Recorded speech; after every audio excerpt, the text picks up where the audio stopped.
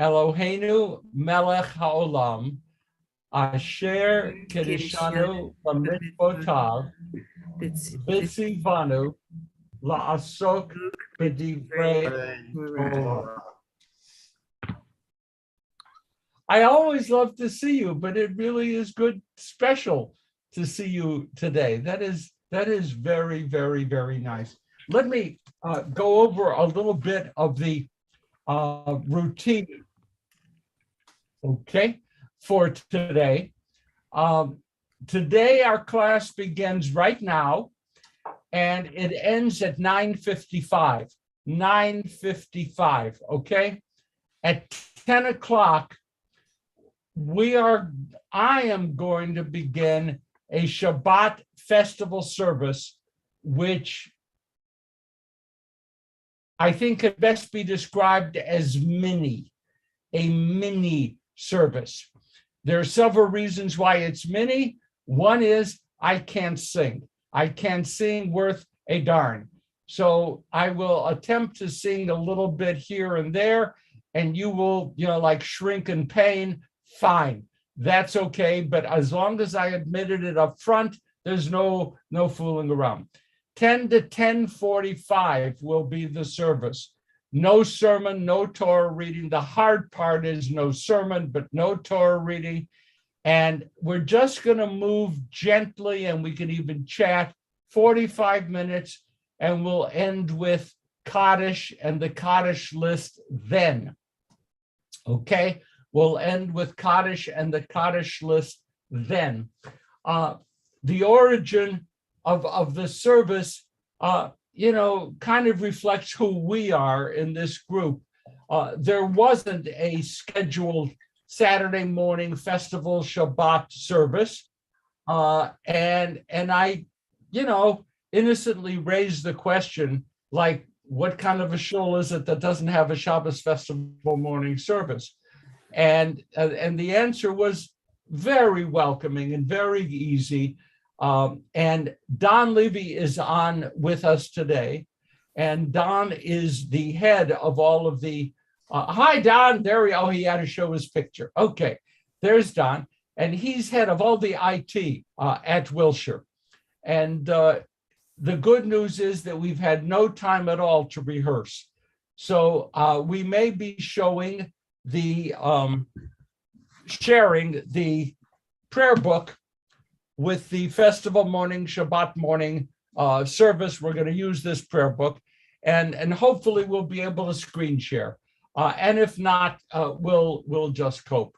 So Shabbat Shalom, Chag Sameach, everybody. This is what we're going to be doing. It is so good to be together. Now, we are members of a Reformed congregation, and the Reformed congregation, the Reformed community, observe 7 days Pesach, not 8, 7 days Pesach. If we followed that norm, we would jump. All right, it's enough for it. No, we would move outside of the cycle of the Torah readings. So what I'm going to do today is stay in the cycle, and that'll be next week too. Next week, we're going to read the Torah reading, study the Torah reading for the 8th day, Yom Tov. And then the week after that, we fall right back into the normal pattern of Torah readings, okay? So though you may not observe 8 days, our format, because today is Shabbos and the next Shabbos would be the 8th day, we're gonna go into this traditional format so that we don't fall out of sync with the whole rest of the world. Okay, what a delight, boy! Okay, that's fine. First question is, how was your Seder? And I just, Natalie, oh yeah, Natalie, did it go well? Can you tell us one sentence about your Seder? Oh, you're muted. Yeah. Well, it was so fantastic. One of our grandchildren lives in Michigan with his girlfriend. And on Zoom, we put it right on the table, the iPad, and they participated and read the Haggadah with us. It was fantastic. That's yes. The new world. Yeah, it is that world. More Seder stories, a couple more Seder stories. Anybody else want to share? Okay, Doris, yes. You're muted, Doris. Okay. I don't hear Doris yet. Okay. My There son you go. Mark was here last night. His wife and daughters are, well, they'll be actually home today. They're off to New York to look at colleges. And so he was a bachelor for a couple days, and he came and spent, and he proposed some wonderful things. We talked about Ukraine, and we talked about what we would say to Mr. Putin if we had an opportunity. And he really did some wonderful stuff. We had a wonderful time. And the food, which I prepared, I haven't cooked in I don't know how many years, and I made the best brisket you've ever had in your whole life. Thank you. Hey, all right, that's throwing the gauntlet down. Yeah, by the way, there are a number of people who, for a variety of reasons, don't have Seder on Seder night. It specifically happens with college kids, that the college kids can't come in to whatever. And some people will have the Seder on the second night or third night or fourth night of Passover. And I think that is just totally great. You know, whatever makes it possible for everybody to be together. Any other, okay, Effie, I see, then Sukasa, okay. And Why then don't you tell us about yours? Your wife told us about these fabulous Seders your daughter makes. I'd like to know what she did last night.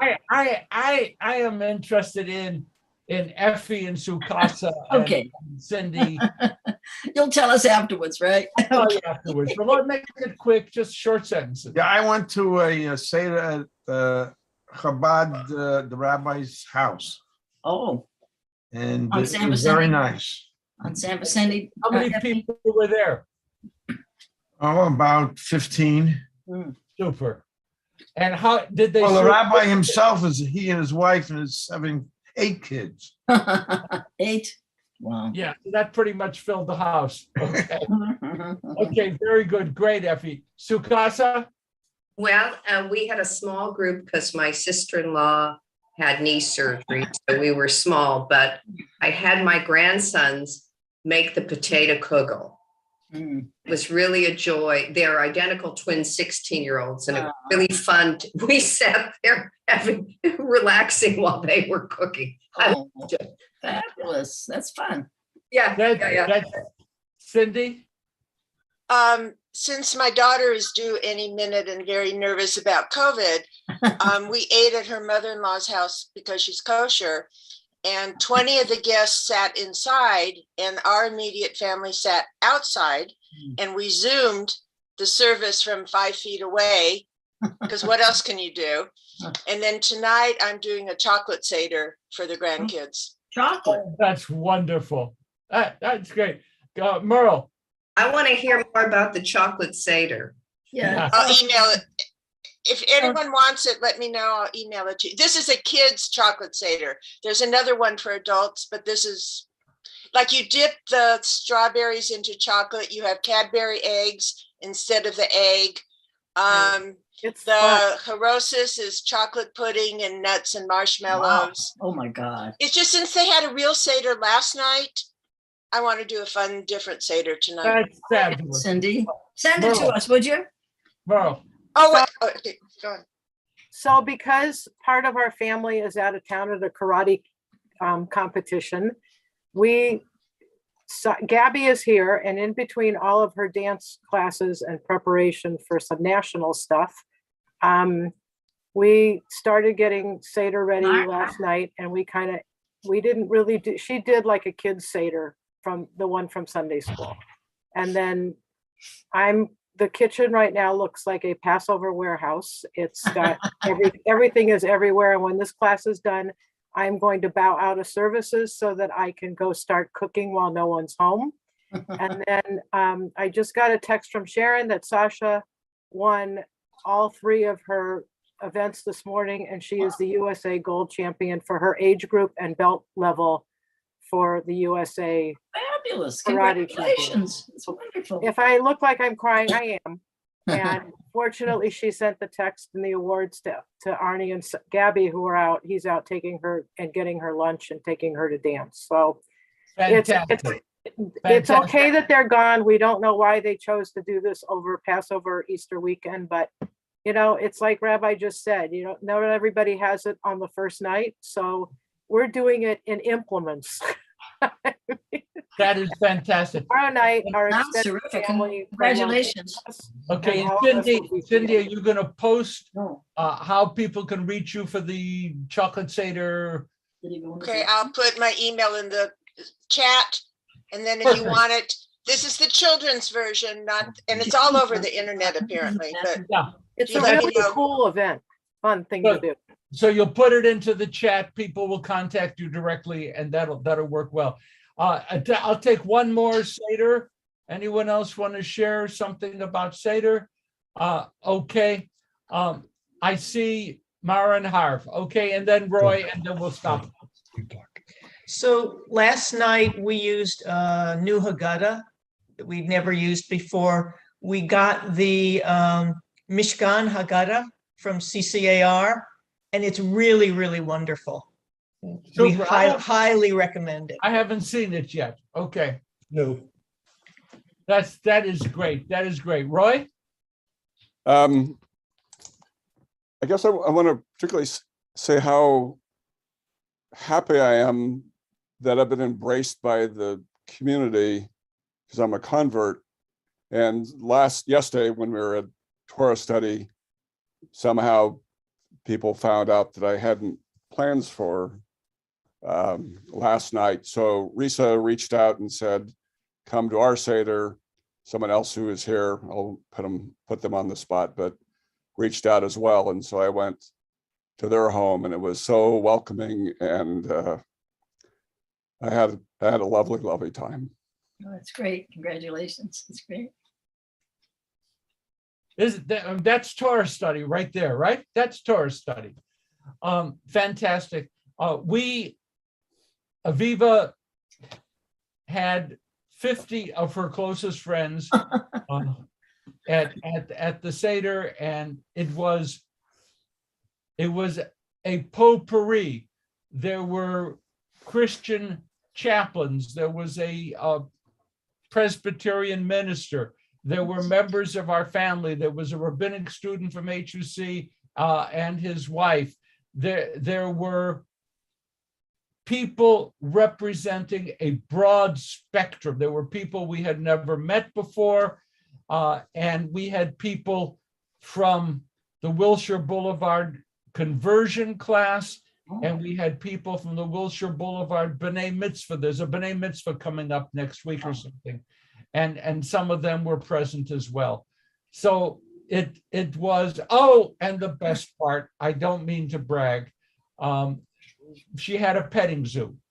And there were goats and sheep and lambs. God, There was a llama. Jesus Christ. Rabbits. Jesus Christ. The only thing, and I try not to criticize my daughter, there was a pig. And, Well, she didn't have to eat it. She could just look at it and enjoy it, right? yeah, I mean, I didn't spend a lot of time with the pig. was that part of the Seder? The pig did not come into the Seder. The pig stayed in the petting zoo. Where did she get all those animals to put in the zoo? There are people who have this service. You rent a petting zoo. Oh, you're kidding. Oh And my they God. come and they rent a petting zoo. Anyway, the food was great. The community was great. And we had one, like everybody else, we have grandchildren now in college all over the place. One of our granddaughters decided that she really wanted to be with us. And so she stayed on Zoom for 2 hours Oh, just to be there. oh, And nice. that felt good. Okay, that is super. Are there any other matters that we need to, that things happening in your lives or anything else that you want to share with the community? Cindy? The Sisterhood High Tea is April 30th. Every woman of Wilshire is a member of Sisterhood. We're already half full. So I know, Doris, you haven't signed up I yet, haven't yet. No, sorry. but several of you have, but it's just space is limited and we have to cut it off when we get full. So if you want to come, you got the email on Wednesday. Email me if you lost it, because I know it went to spam, but anyway, it should be a lovely afternoon. Rabbi Nanas is going to talk about the 7 women prophets. And then we have a Mahjong tournament in mid-May. Okay, that's great. And Jim Ruxin, Jim, you're here. I have down April 23rd. Is that the next thing? Next Saturday, we're going to do discuss Drive My Car, which was the Oscar winner for Best Foreign Film this year. It's worth it. It's 3 hours in length. It's really about loneliness and how to deal with it in a happy way, as much as can be happy about it, and resolving to move forward with our lives and be productive. It's really deeply felt and thought through, and it's worth your time, especially the last hour, which brings it all together. That's next Saturday night at 7:30. You did say 3 hours. The film is 3 hours, but the discussion is only an hour and a half. Okay. Okay, that's fantastic. Thank you. Any other calendar announcements? Any other announcements? If not, we go to work. Okay. All right.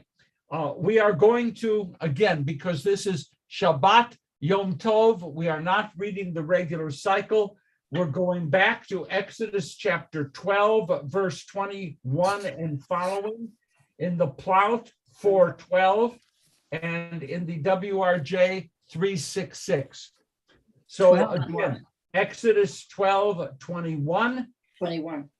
412 in the Plout and 366 in the WRJ.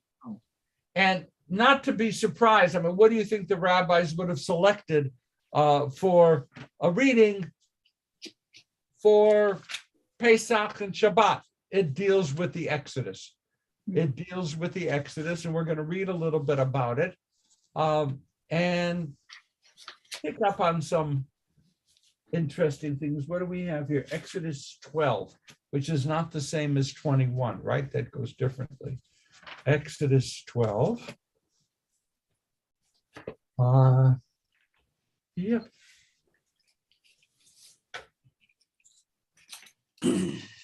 Okay. Exodus 12, beginning with verse 21. Yep. Okay. Would someone like to read verses 21, 22, 23? 3 verses. Do we have a reader? Anybody want to read? Okay, Natalie, thank you. Moses then summoned all the elders of Israel and said to them, "Go pick out lambs for your family and slaughter the Passover offering. Take a bunch of hyssop, dip it in the blood that is in the basin, and apply some of the blood that is in the basin to the lintel and to 2 doorposts.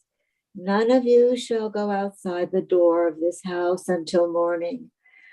For when the Lord goes through to smite the Egyptians, he will see the blood on the lintel and the 2 doorsteps, and the Lord will pass over the door and not let the destroyer enter and smite your home." Okay, fascinating set of rules. So we begin with verse 21. Moses said to the elders. Now, what obviously is missing here? The elders are going to find out. What's the assumption? The assumption is that the elders are going to go communicate it. This is like a telephone thing. You tell your neighbor, tell your neighbor. The elders are going to go tell everybody. So the communication comes from God to Moses, to the elders, to the rest of the people. Now, one of the interesting things here, Vayikra Moshe l'chol ziknei Yisrael, to all the elders saying, Mishchu ukchu lachem tzon. The English here doesn't pick up the problem. It says, go pick out. What did Natalie, what does yours say? Instead of go pick out, it had different language. Go pick, it says, go pick out lambs. Oh, it says go pick out. Does anyone Right. have any other language instead of go pick out? Pull out and pull out. I'm sorry? Pull out. Pull Pull- out. Oh, Pull out. Okay. There's a redundancy here, and that is fertile ground for the rabbis. You know that, right? Any redundancy is welcome. It's a beautiful thing. Mishchu limshoch is to pull, to draw. Mishchu, draw out. Ukachu, take. Lakachat. Why? Why does it say that? Mishchu, draw out, uchu, and take. It's redundant. So what do you think the rabbis did with this? What do you, why this kind of strange, it is strange language. It's not a customary phrase in Torah. Why do it? Why do it? Rashi had one answer. Everybody should have a lamb for Passover. You've got to have a lamb. What if you live in the middle of the city? You don't have a farm on your floor. What if you don't have a lamb living in the basketball court in your backyard? What do? Mishchu uchu, the rabbis say, means Go to rent a zoo. flowers. I'm just going to say that. Go to do what your daughter did and rent a zoo. You and I are on the same page, Effie. No pig. I mean, can we move past the pig? Thank you. So we did not slaughter, by the way, any of the little cute little lambs. The kids were crazy for the little lambs. Oh, yeah. They're very soft and they nuzzle. it's terrible. But so you are to go to the market and buy. That's fine. It doesn't have to be your home-raised animal. You go and you buy. One of the great moments when Risa and I went to Nepal, and we just happened to go to Nepal in the religious season, and the religious season involved sacrificing animals to a variety of gods, and I respect that. And as we were pulling into Nepal, we passed, honestly, a small herd of animals that were being gathered for the sacrifices. And where were the animals? They were nibbling in a field of wild marijuana. And we passed by, and I had the feeling that by the time those animals get to the slaughter, they're not going to care at all. Go ahead, pull the knife. What the hell? Go for it, man. So anyway, honestly, these animals were there nibbling on wild marijuana. But then we, unfortunately, because we are curious people, we went into a temple. And I don't want to actually, let's just say that around the altar, there was like 15 or 20 heads already there. And they were in the process of slaughtering and preparing and all that. People did that, and I guess they still did it here. So pick out the lambs, buy one if you have to, and remember, everybody, if somebody can't afford a lamb, we, the community, are obligated to make that purchase possible. we have to make certain this is not a case where the rabbis say, go use a turtle dove. They want everyone to have a lamb. You don't have a lamb. It is the community that has to make that lamb available. Merle. My Orthodox family, when we were growing up in Chicago, my uncle wanted a lamb every year for the Seder. So he would go to a livestock auction not too far from where their resort was in Wisconsin, and have a lamb delivered so that we would have a lamb for the Seder. And then after the Seder, after Passover was over and the neighbors would all complain about the noise from the lamb in the backyard, he would take it to a food service for needy people. And that was how he, I don't want to say disposed of the lamb, but he provided needy families with the lamb. Fantastic. Fantastic. Okay. So now here we're going to go on, because it does get really interesting. Besides slaughtering lambs and putting their heads around the altar, pick out the lambs, slaughter the Paschal Passover offering. Folks, have you ever heard the word Passover or Pesach? What's it mean? Pass over the houses that have blood on them. So in other words, Passover is the translation for Pesach. Actually, not exactly. Not exactly. Anyone have any thoughts about that? What Passover could mean? Pesach?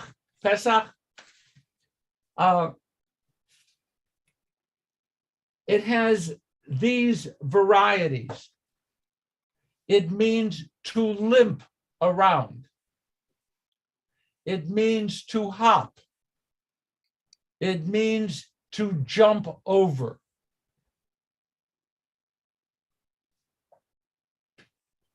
One of the ways in which we get translations for words that we don't really know is try to find parallel uses of the word in the Bible. In this particular case, in 2 Kings, as you will all know, there is a phrase about how long will you be jumping between two branches? Make up your minds. And the Hebrew word is Pesach. You get the sense of jumping over. How long are you going to do that? Okay.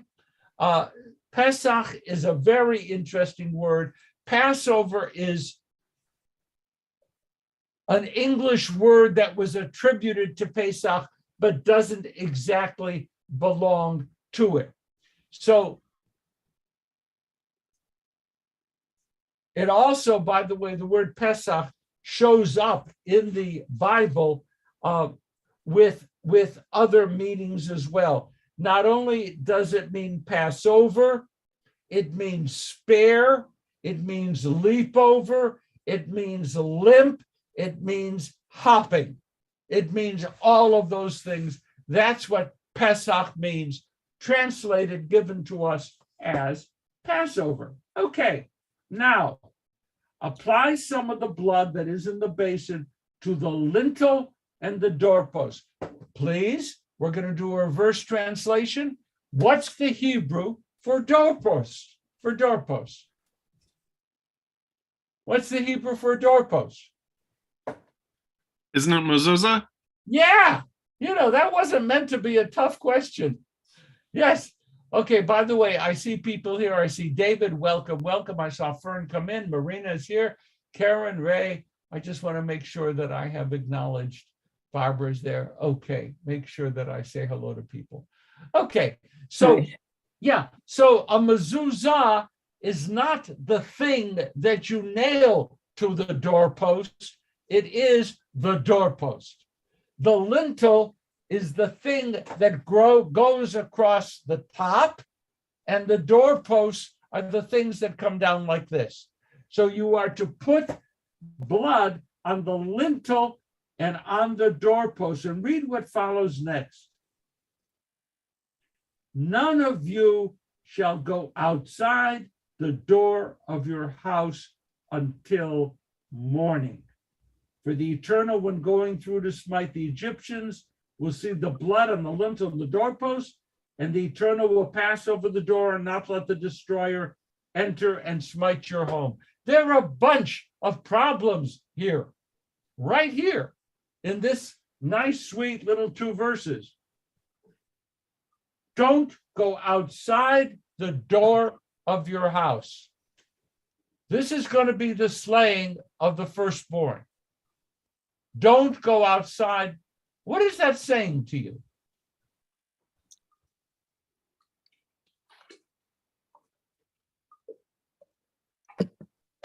You're being restricted. You don't have any freedom. You're being restricted. What's going to be happening that night?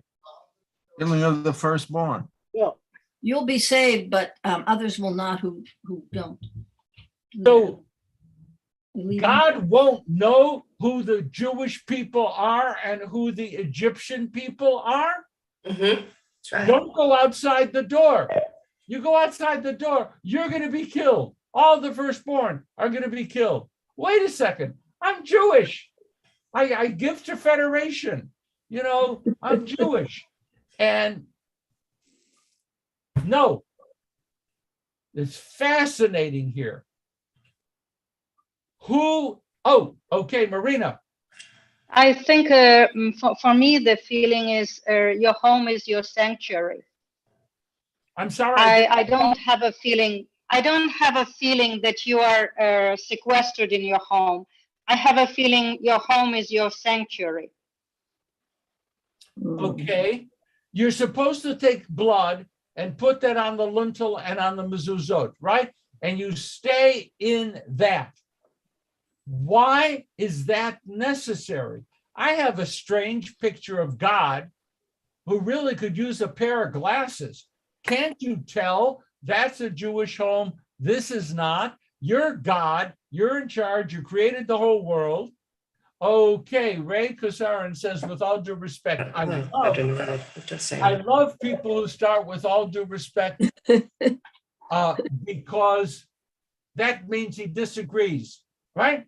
With all due respect, you're a nice guy, comma, but Rabbi, I believe in Moshe's time was still called United Jewish Appeal. Thank you for the clarification. Okay. Yeah. Okay. That's fine. And then the question ends up with, look at the end of verse 23. What does that say? The Eternal will pass over the door and what?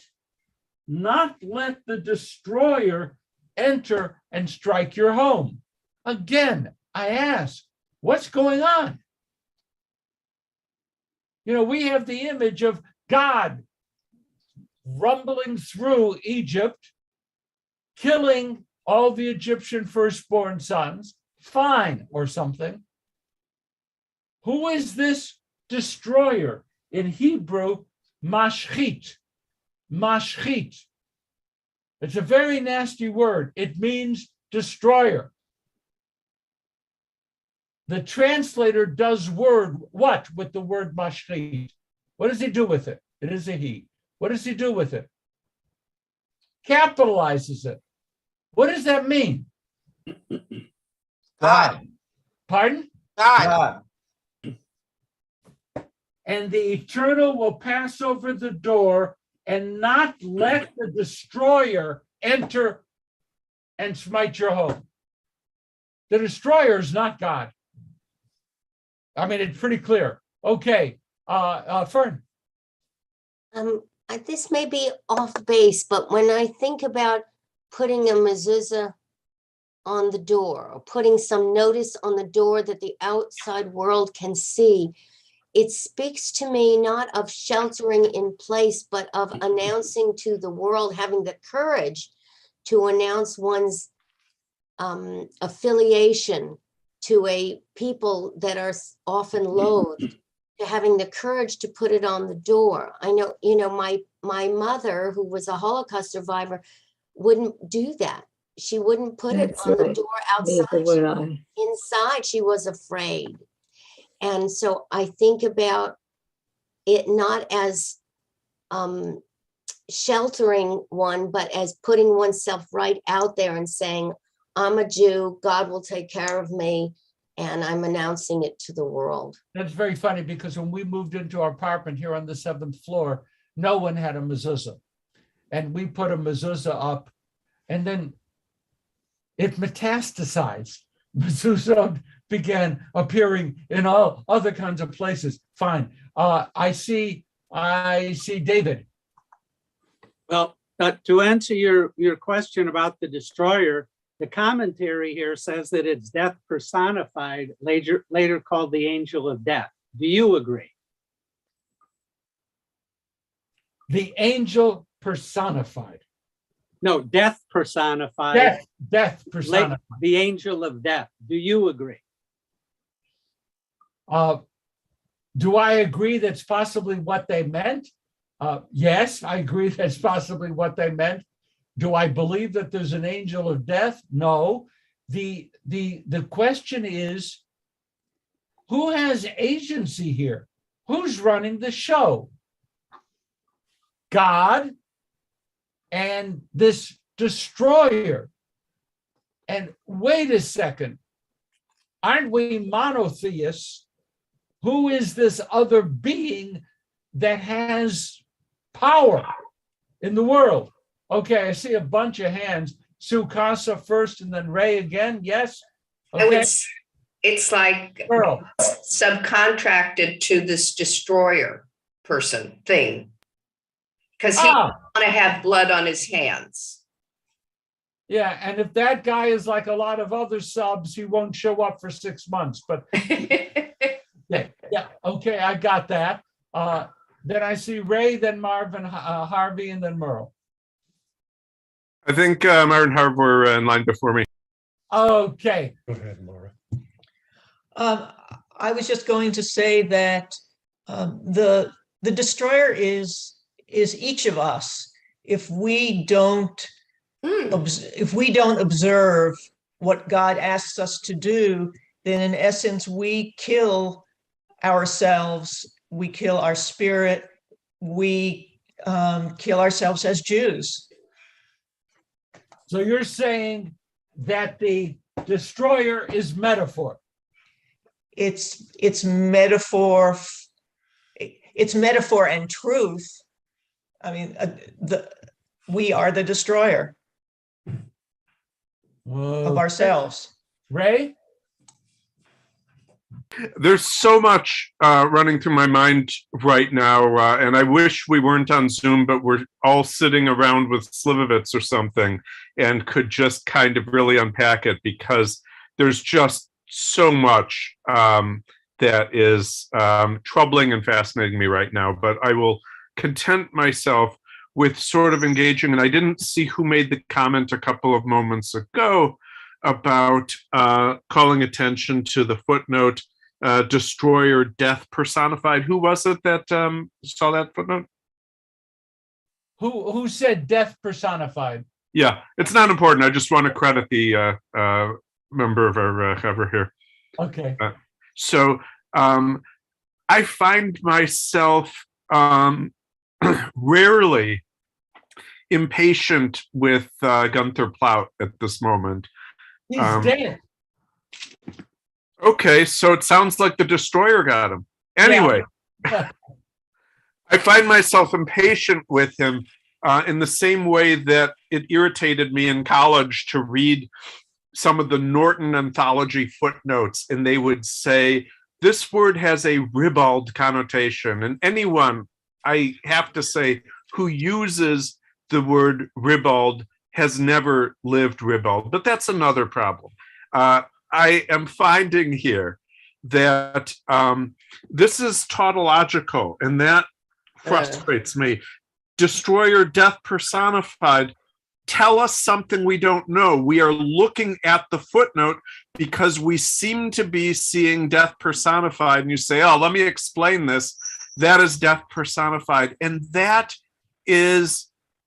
signifies nothing for me, because the problem here is, okay, we are talking about what appears to be another agent of some kind, named here the destroyer in the translation, but without definition. So it is a non-explanation to say that this is death personified. And this kind of dressed up obfuscation, when we are trying to find some understanding, defeats us. It's not scholarship, it's vamping.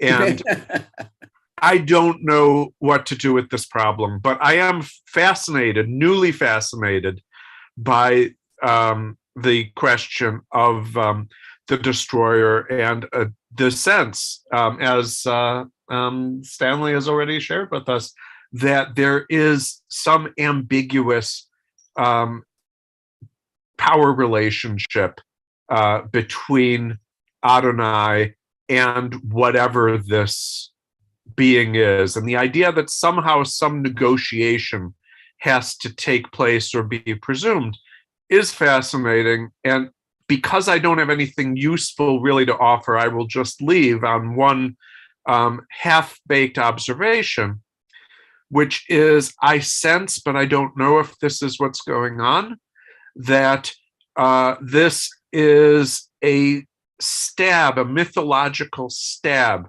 from the perspective of perplexed human beings to acknowledge that death happens and perturbs us and doesn't always make sense when, how, or to whom it happens.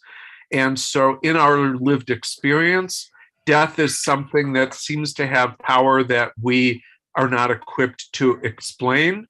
And while we're in the business of personifying, as with apologies to Effie, we arguably do in the case of God, then if we don't know what to do about this end of our lives that perturbs us and confuses us, it might be time for another character, a still ill-defined character. So that's not very helpful. I think it's slightly more helpful than tautologically saying death personified, but that's the best I can do for us right now. Okay, Ray, thank you. I just have one question. Do you feel better now? That I have commandeered the floor and wasted 3.5 minutes of our time? I think the mid-English phrase would be vented your spleen. I'm not sure what that means, but I think it applies. It does. I apologize. Friends. You raise real questions. By the way, there is another character, and the rabbis, Rashi, Ibn Ezra will toss them in.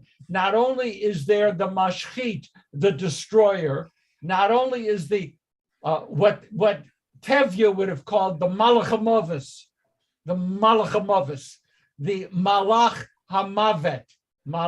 hamavet, properly referred to as the malach hamavis.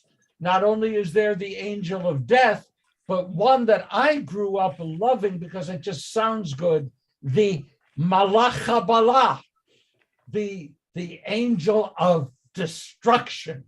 And I kind of like that. Malach habalah sounds really nasty. So Rashi says as follows: for on that night, following our text, permission to destroy, there's the word, was given the Malach Habalah, this destructive angel, and therefore God warned because once the Malach Habalah receives an instruction, it cannot be withdrawn. I have an image of Ahasuerus and his ring and all that. Once the instruction is given, it cannot be withdrawn. And the Malach Habalah, Malach Hamavis, or the Mashchi does not have ethical sensitivity. God says kill, and it kills. And thus, If an Israelite goes out at night, target. That's it. The Malach HaMavis has no ethical sensibility.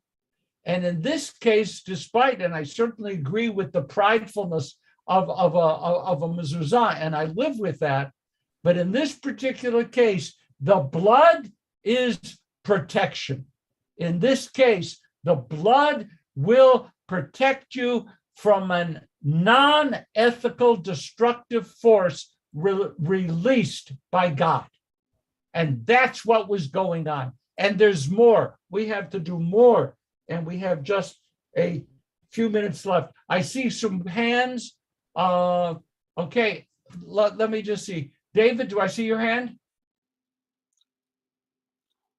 Yes. Yes. Well, God is not beyond killing people. With Nadav and Abihu, he personally killed them. With the revolt with Korach, he set the plague and killed them. He opened up the ground and killed people. So why would he use, or why would it refer to some outside force and not just God smote the firstborn? And part of the answer, in my humble opinion, which is not a scholar's opinion, is that monotheism, absolute monotheism, did not appear overnight.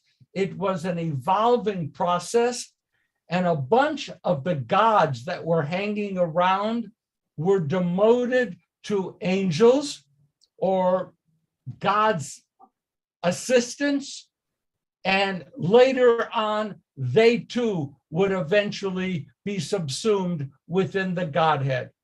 And then later on, guess what? They reappear.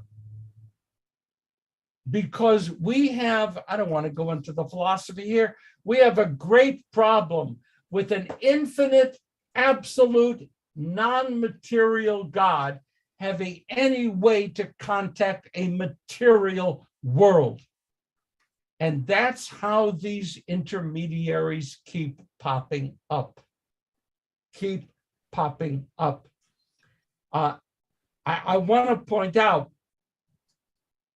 that it wasn't just the Egyptian firstborn that were killed.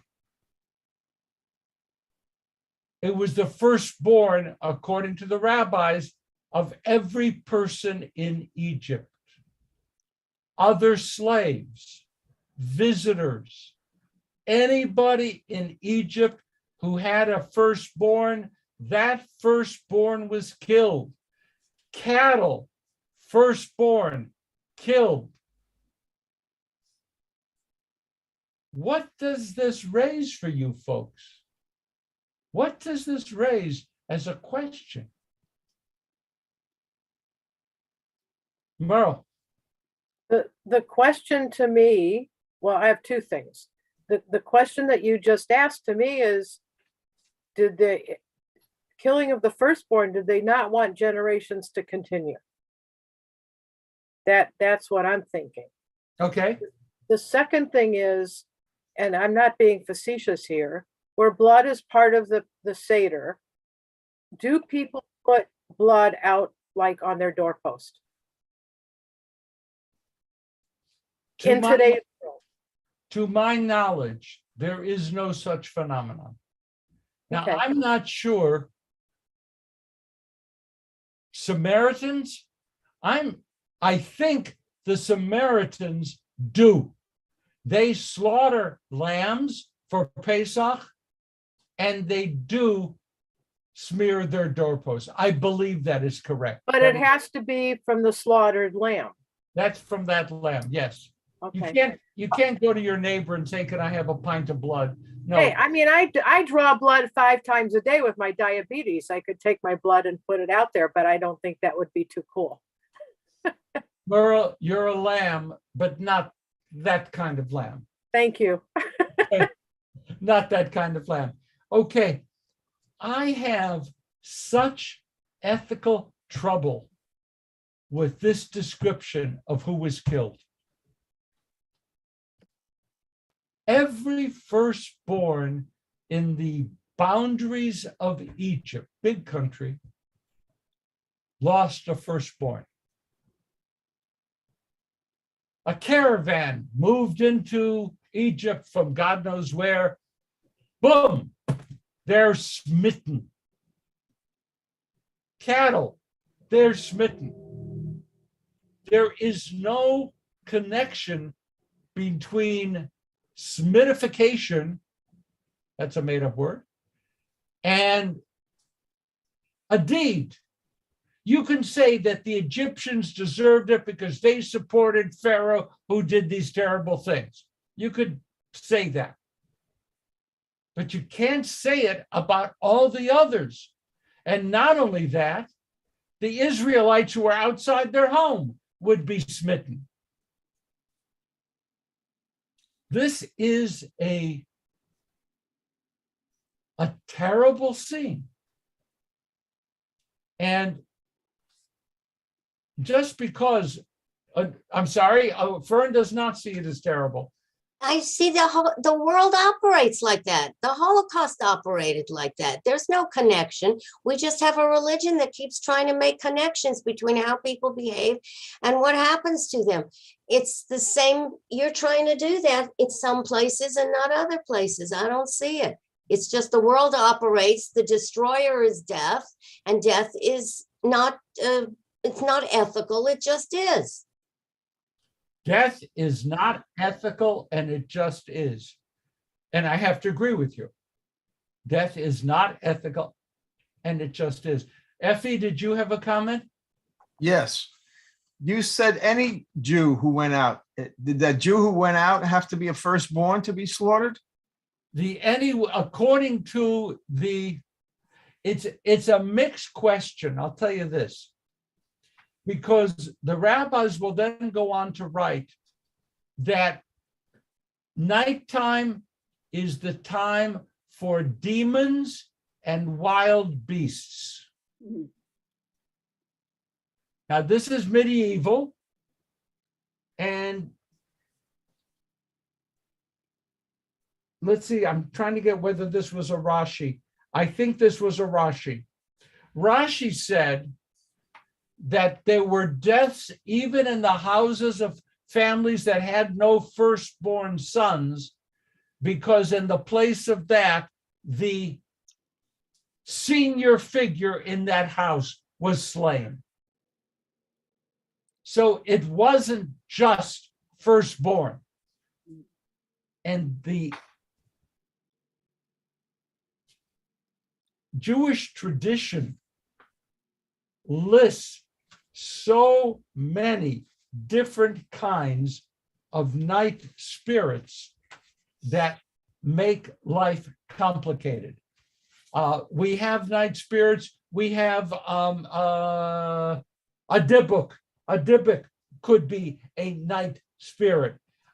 Lilith could be called a night spirit.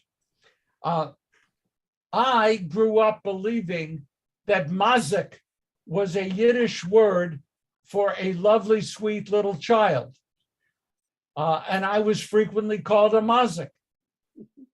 Actually, a mazik is an evil demon. And I didn't find that out till later, and it was too late. I grew accustomed to being called oh, look at the little mazik. Oh, oh, what a cute thing. I'm a mazik. A mazik is a dreadful demon. And that's what I was apparently as a child. I have to live with what Fern said. There are no ethics with death. To live with that. I agree with it. I don't like it, Fern. I have to, yeah, it doesn't matter whether I like it.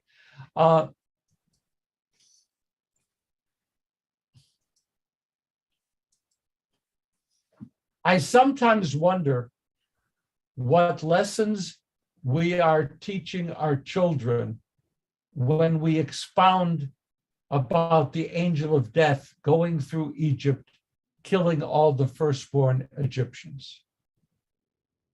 I sometimes wonder what lesson, what description of God And that's just because, I have time now, retired, to worry about such things. I worry about such things. There's some stories that leave me deeply troubled. And this is a great story. We love it. I liked what we did last night in taking out 10 drops of wine for each of the plagues so that we shouldn't enjoy a full cup of wine.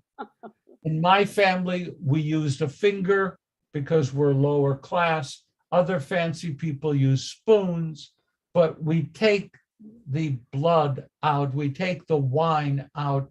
We can't fully celebrate when people are suffering. But this story, the killing of the firstborn, I've got problems with. I have a last comment, then we're going to move. Brad? Well, I just want to point out yesterday in his Torah study, Rabbi Eshel had a whole other emphasis on this section, on this passage, by pointing out that this is the only plague where the Hebrews had a role to play. So this was our first the first expression of agency by our people. And he saw that as a very seminal moment in our development as a people. So I'm not disagreeing with you. I'm just saying there's possibly another emphasis to be placed in this passage. And that was one that really appealed to me. That the Israelites had agency because they had a role to play in this plague, where they were called upon to go out and kill the lamb and put the blood on the doors, as opposed to all the other plagues where they were just imposed by God and there was no human interaction or intervention. Okay, as with everything taught by a colleague, my colleague is correct.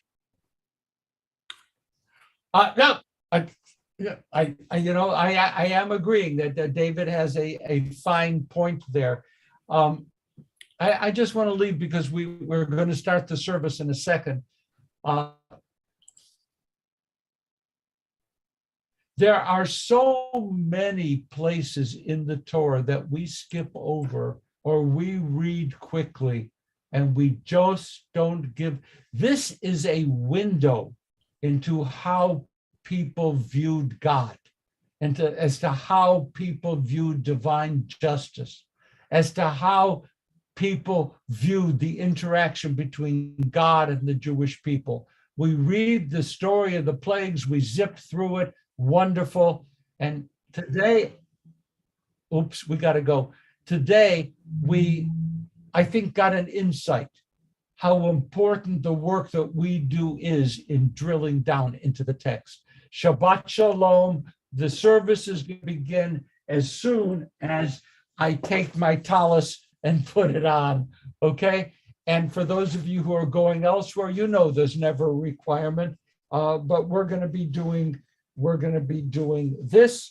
And Shabbat Shalom, and have a wonderful, wonderful Pesach, a wonderful Pesach. Good to see you. Barbara, good to see you. Penina came in, good to see you. I see, okay, Lorraine is here. Okay, we're gonna get started now. Shabbos, Pesach, we're here, okay.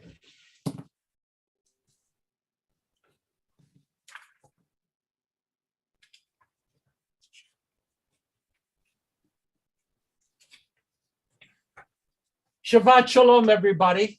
There Shabbat are Shalom. other people joining us, and that is awesome. I am going to be leading the service seated,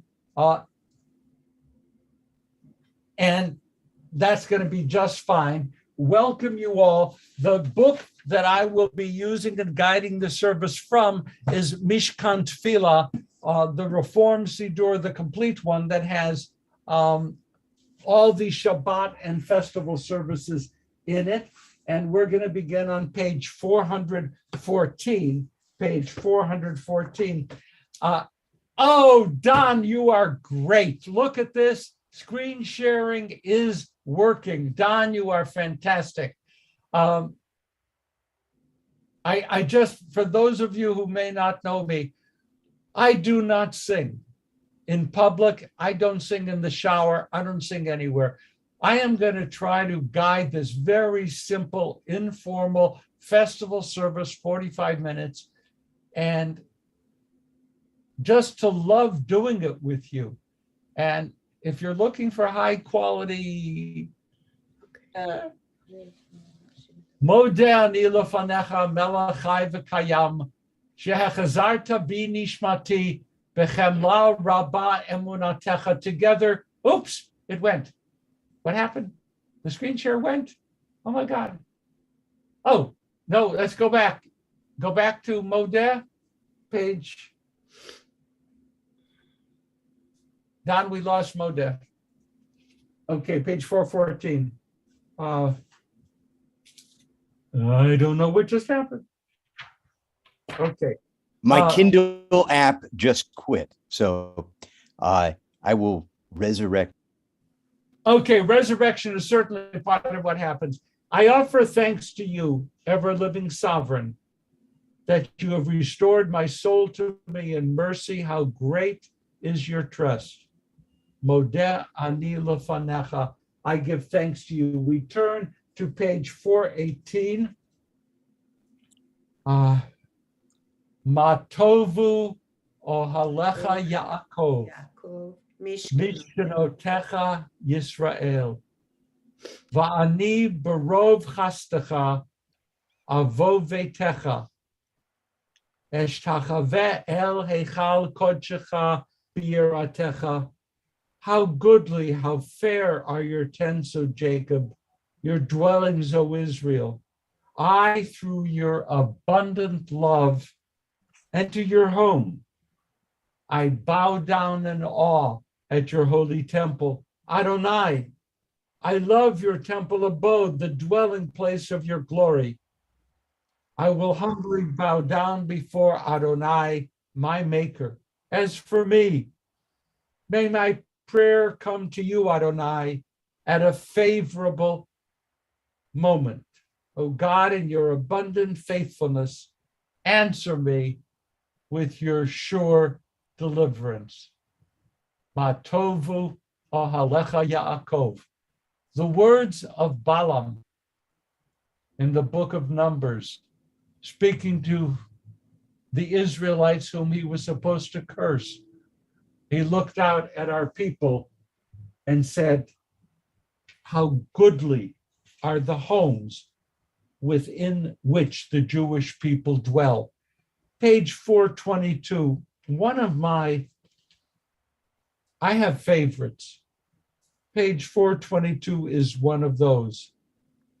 Elohai neshama shenatata bi tehorahi, ata varata, ata yitzarta, ata nafachta bi, v'ata mishamra b'kirbi. My God, oh, we can read this. Read it together with me. Thank you, Don. My God, the soul you have given me is pure. You created it, you shaped it, you breathed it into me, and you protect it within me. For as long as my soul is within me, I offer thanks before you. Adonai, my God and God of my ancestors, source of all creation, sovereign of all souls, praised are you, Adonai. In whose hand is every living soul and the breath of humankind. Isn't that a beautiful phrase? In whose hand is every living soul and the breath of humankind. We turn now to page 424. We can do this now with, yes, oh, this is going to be so much better. I'm going to read the first English phrase, and then you're going to read the second one, okay? You can see it down the middle of the page. So I'm going to read, praise to you, Adonai, our God, sovereign of the universe, who has given the mind the ability to distinguish day and night. And now you read, praise to you, Adonai, our God, sovereign of the universe, who opens the eyes of the blind. Fabulous. Praise to you, Adonai, our God, sovereign of the universe, who frees the captive. Praise to you, Adonai, our God, sovereign of the universe, who lifts up the fallen. And now we're on 426. 426. Okay, backing up. 426. Praise to you, Adonai, our God, sovereign of the universe, who stretches the earth over the waters. That's great. Praise to you, Adonai, our God, sovereign of the universe, who strengthens our steps. Praise to you, Adonai, our God, sovereign of the universe, who clothes the naked. Praise to you, Adonai, our God, sovereign of the universe, who gives strength to the weary. And the last one on that page is, praise to you, Adonai, our God, sovereign of the universe, who removes sleep from the eyes, slumber from the eyelids, and we go to 428. Praise to you, Adonai, our God, sovereign of the universe, who made me in the image of God. Praise to you, Adonai, our God, sovereign of the universe, who has made me free. Praise to you, Adonai, our God, sovereign of the universe, who has made me a Jew. Praise to you, Adonai, our God, sovereign of the universe, who girds Israel with strength. Praise to you, Adonai, our God, sovereign of the universe, who crowns Israel with splendor. Fantastic. And now it closes at the top of page 430, the top paragraph on 430. And we just repeat this together. Blessed are you, Adonai, our God, sovereign of the universe, who hallows us with mitzvot, commanding us to engage with words of Torah. These verses, these prayers, which we often don't encounter, are a beautiful litany of our attempt to engage with God. It's so good that we have this chance. This next one on page 430, again, to me, beautiful. I learned it by heart when I was a 8-year-old. V'harev Adonai Eloheinu et divrei Toratcha b'finu, v'fi amecha Beit Yisrael, v'niyeh nachnu v'tzetzaenu v'tzetzae amecha Beit Yisrael, kulanu yodei shemecha, v'lomdei Toratecha l'shma. Baruch atah Adonai ha'melamed Torah la'amo Yisrael. Let's read that in English. Teaches Torah to us. O Adonai, our God. Let the words of Torah be sweet in our mouths and the mouths of your people Israel, so that we are descendants of your people Israel may know you by studying your Torah for its own sake. Blessed are you, Adonai, who teaches Torah to our people Israel. Excellent. Thank you for that. And now we go to page 452. 452. As I said, the service is a bit shortened, but that's fine. Baruch hu et Adonai HaMevorach. Baruch Adonai HaMevorach Le'olam. And we turn and we go to 454. 454, and we read the praised are you together. 454. 4. That's not right. Wait, there we are.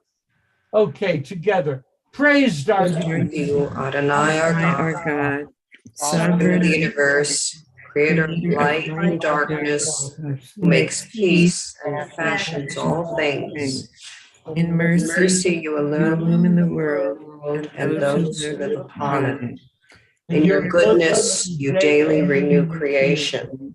How numerous are your works, Adonai. Wisdom you form them all, filling the earth with your creatures. Be praised, Adonai, my God, the excellent work of your hands. And for the lights you created, may they glorify you. Shine a new light on Zion that may swiftly merit its radiance. Praise be you, Adonai, creator of all heavenly lights. Baruch atah Adonai Yotzer Hamorot. The Or Chadash Al Tzion Ta'ir, a powerful, beautiful phrase. Shine a new light in Zion. May we all swiftly merit its radiance. We turn to 458. 458. Shema Yisrael Adonai Eloheinu Adonai Echad Baruch Shem Kavod Mahavuto Le'olam Va'ed. 460 is the V'ahavta, and we're going to chant. Okay, come closer.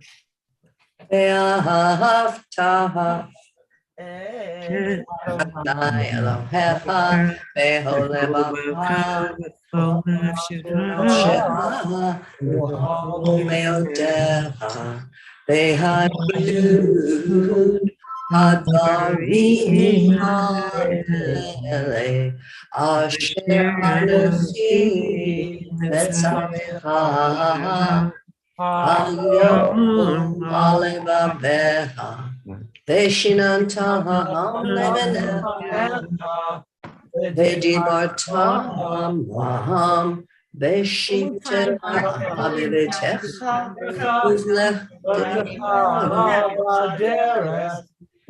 ukshofecha uvekumecha, ukshartam leho,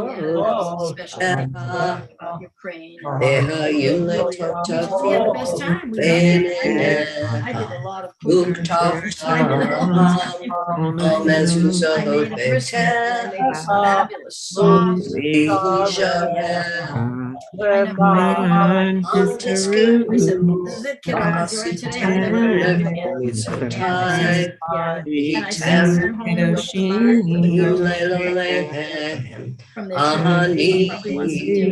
Adonai and we had the dog. Eretz Mitzrayim, Yod Elohim, Ani Adonai What do you mean they? Who's they? Don't invite. Who's they? Doris. Okay, page 466. 466. Now, this is the Micha Mocha. This is what the Israelites recited while the women were dancing with their timbrels. And I'm just going to read it. What? Micha Mocha Ba'e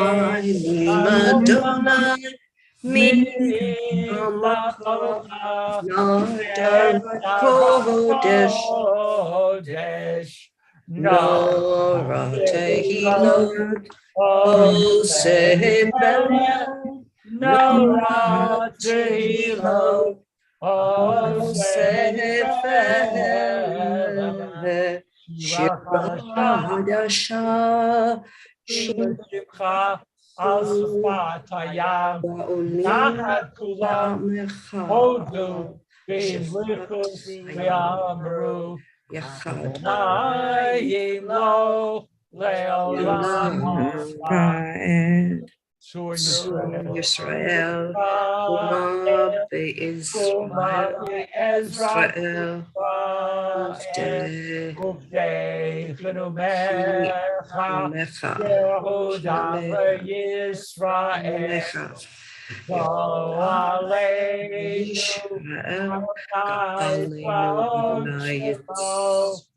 Kadosh Yisrael Baruch atah Adonai Yisrael. You're going to promise not to tell any of the cantors at Wilshire Boulevard what just happened. We're singing happily and beautifully, and I am thrilled. The tefillah on page 468, and we're going to move then quickly to 470. Adonai Sifat Agitach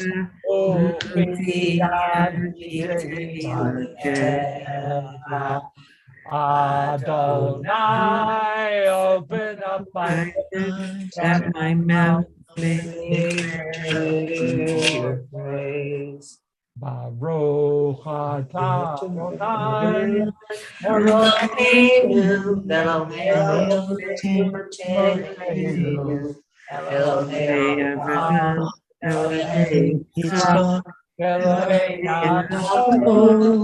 Elohei Sarah, Elohei Ruka, Elohei Rachel, Elohei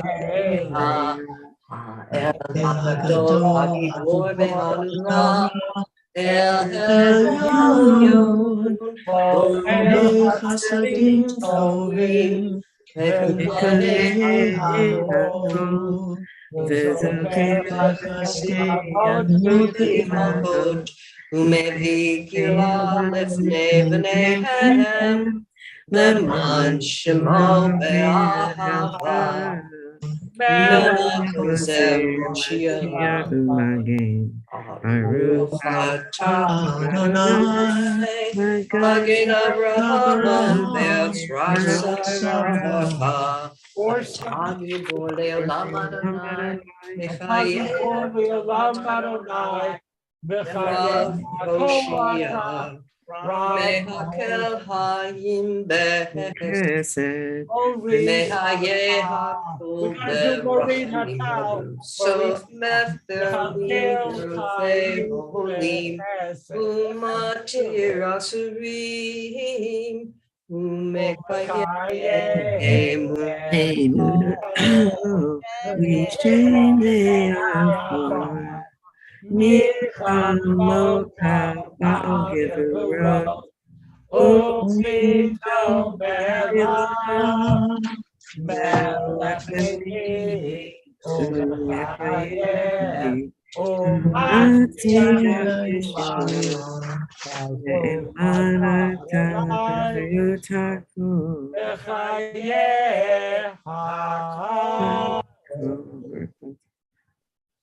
on page 476, 476.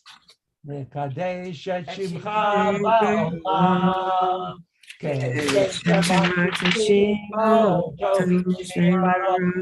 Katuv al yad neviyecha,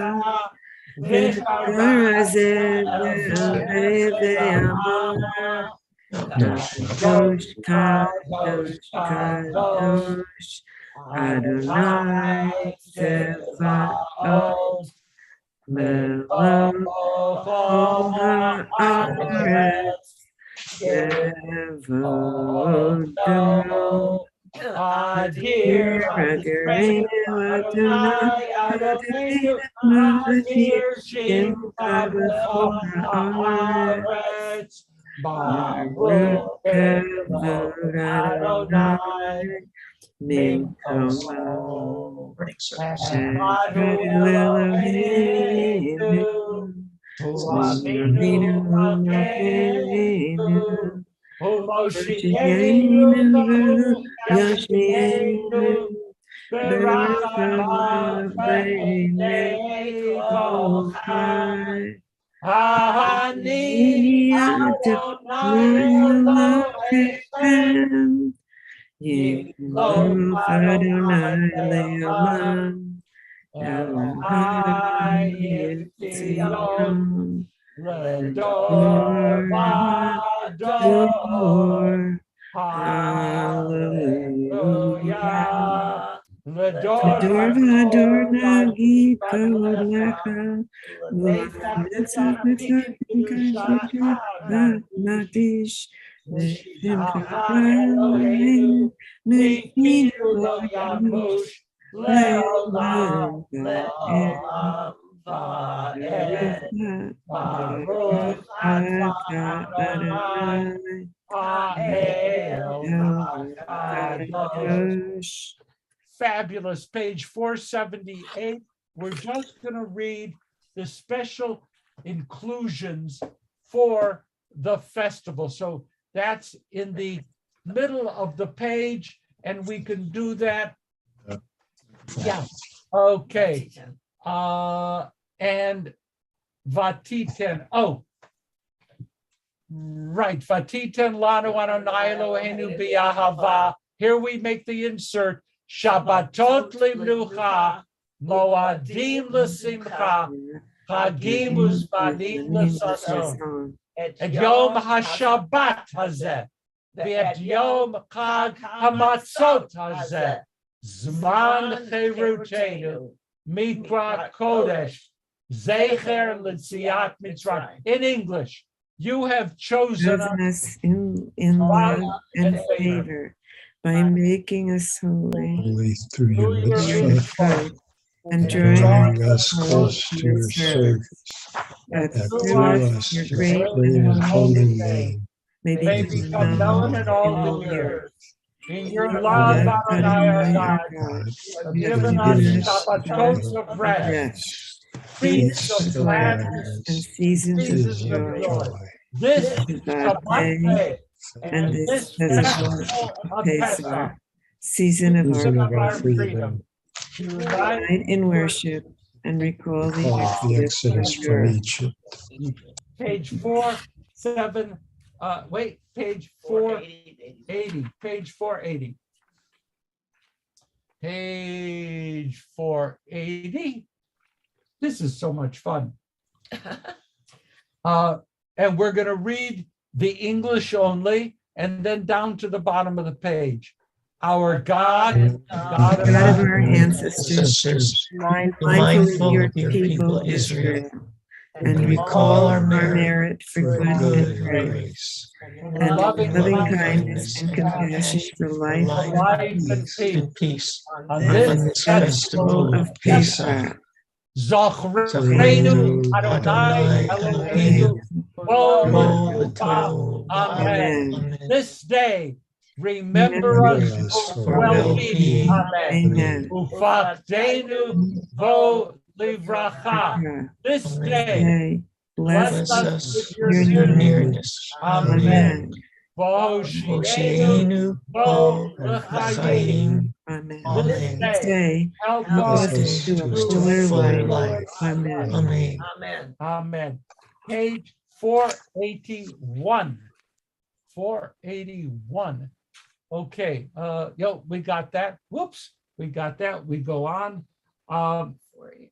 And we are ready at this point to pause just for a moment for a silent prayer, which will end on page 490. We'll rejoin in a minute on page 490.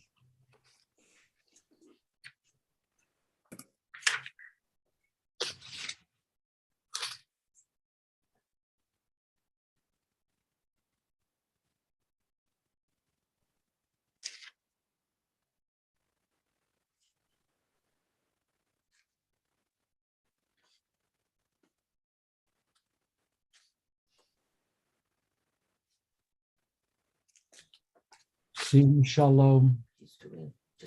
What? He's doing all Oh, pages in between. okay, okay. That's fine. I can wait.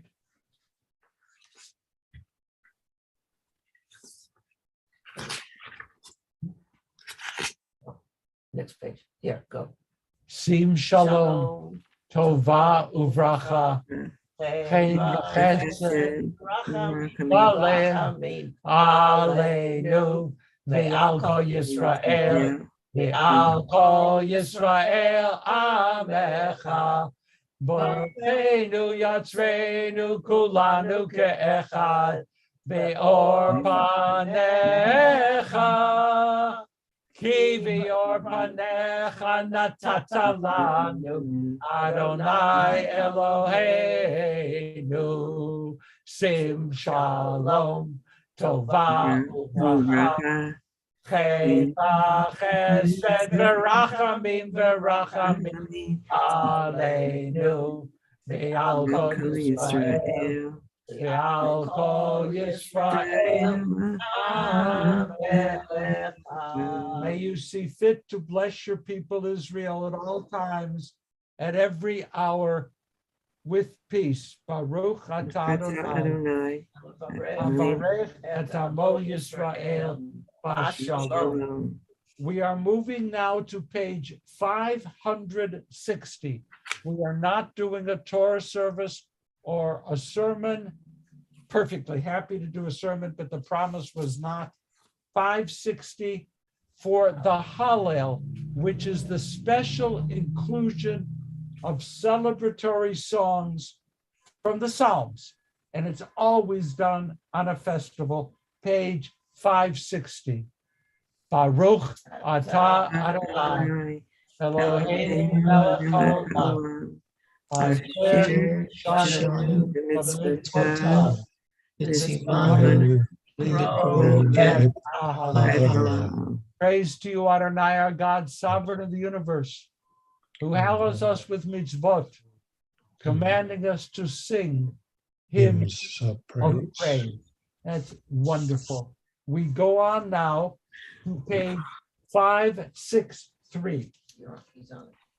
I'm sorry? Oh, okay. Well, that's fine. That's good. And let's read near the bottom where it says Adonai is mindful of us. These are part of the Hallel celebrations during a formal service. It's beautiful music. Adonai is mindful of us. God will bless us. God will bless the house of Israel. God will bless the house of Aaron. God will bless those who fear Adonai, small and great alike. We go on. May Adonai increase your numbers, yours and your children's also. May you be blessed by Adonai, maker of heaven and earth. The heavens belong to Adonai, but the earth God gave over to humans. The dead cannot praise Adonai, nor any will go down in silence. But we will bless Adonai, now and forever. Hallelujah. Hallelujah. Hallelujah. Praise be God. Page 569, please. 569.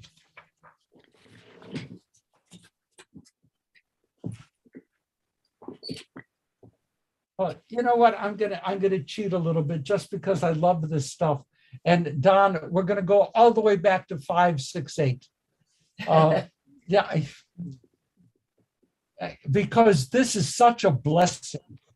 Zeh hayom asa Adonai. Nagila v'nismecha bo. And just read what it says. This is the day that God has made.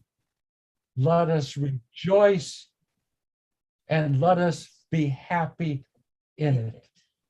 Zeh hayom asa Adonai. Okay, 569. This is the closing of the Hallel, and we read all your works. All your works shall praise you, Adonai, your God, and your faithful ones, the righteous who do your will, and all your people, the house of Israel, thank you in joyous song, and bless, praise, glorify, exalt, extol, sanctify, and proclaim the sovereignty of your name. For it is good to give you thanks and to sing praises to your name. because throughout all time and eternity you are God. Our God. Praise to you, Adonai. Sovereign. Praise in song. Baruch atah Adonai. Melech Mohulal Batish Bachot. Fantastic. We move to 586. 586. Aleinu. Get up. Oh, it's the second paragraph down, by the way. We do the middle one. Aleinu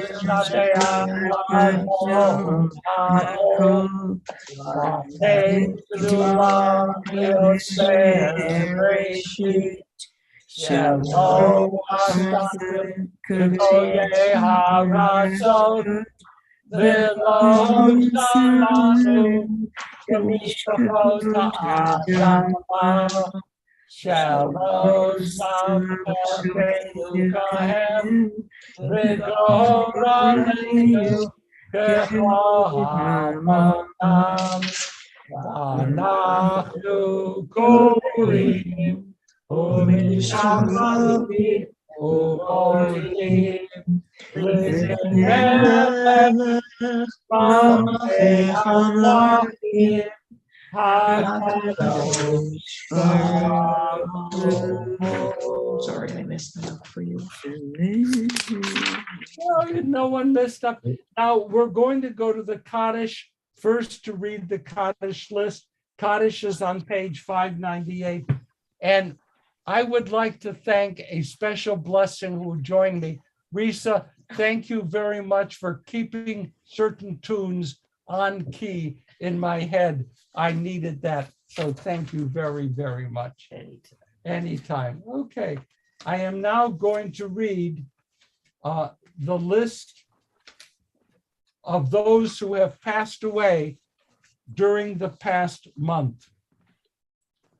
Malvin Bank, Robert Berg, Anna Chinsky, Vu Pham Huang, Regina Marco, Florence Kay, Mark Kessler, Sig Kolpas, Sylvia Morrison, J.C. Nadell, Eunice Nazarian, Jeremy Orlando, Nehemiah Persoff, Joyce Powell, Blossom Smith, and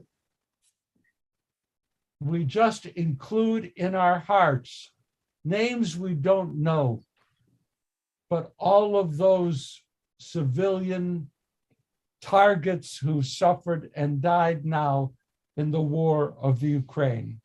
Yard sites that occurred during the past week: Adrian Edelman, Milton Agay, Alberta Allen, Irving Applebaum, Eli Moses, Ati, Solomon Baker, Michael Bateman, Jack Becker, Elaine Berkeley, Muriel Berman, Rochelle Bernstein, Milton Bloomer, Gloria Jean Brody, Joanne Chu, Sarah Cutler, Soraya Delcha, Betty Delinko, Frida Dweck, Lawrence Allen Dresser, Cecile Eimer, Diana Frances Eisner, Abba Elkanan, Alyssa Epstein, Lillian Evans, Mary Jane Fate, Robert Israel Feldman, Joanne Epstein Feldman, Helen Feldscher, Louis Fishman, Sylvia Fox, Rose Gaines, Doris Ratner Given, Jerry Gold, Ethel Gold, Lillian Goldberg, Corinne Goldsmith,